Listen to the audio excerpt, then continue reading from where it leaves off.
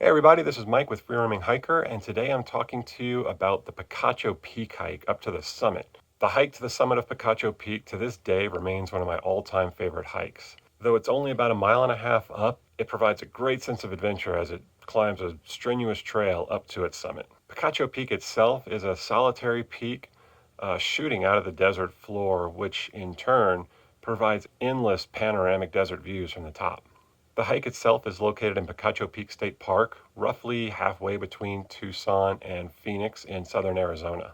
Another bonus is if you hike this trail in the springtime, you'll see an epic wildflower display covering the desert floor. This particular route uses the Hunter Trail, the trailhead for which can be found along the Barrett Loop once you're inside the park.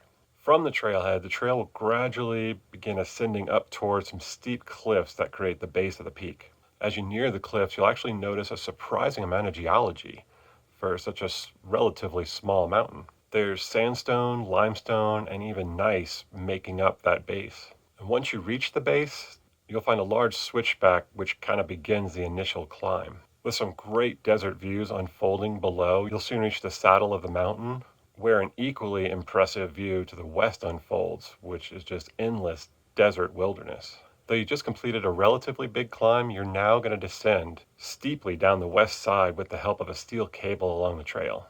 And once you reach the bottom of this descent, you'll start to begin a series of short climbs, frequently assisted with more steel cables. Because of its consistent vertical gain here, the trail might be easy to lose. You might kind of lose your way a little. So be sure to look around for the route if it's not immediately obvious to you. Farther up the trail, you'll encounter a large crevice where, were it not for once again the steel cables helping you out, you'd probably want some climbing gear.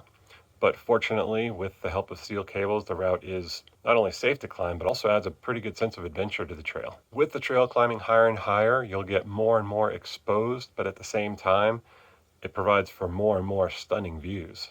As you start to near the summit, you'll encounter a rather old-looking bridge, which, despite how it looks, will actually support you. The bridge crosses over a large gap in the rocks and cliffs, so if you have a fear of heights, you might get a little tested here. Once beyond the bridge, though, the trail is just an easy walk up to the summit.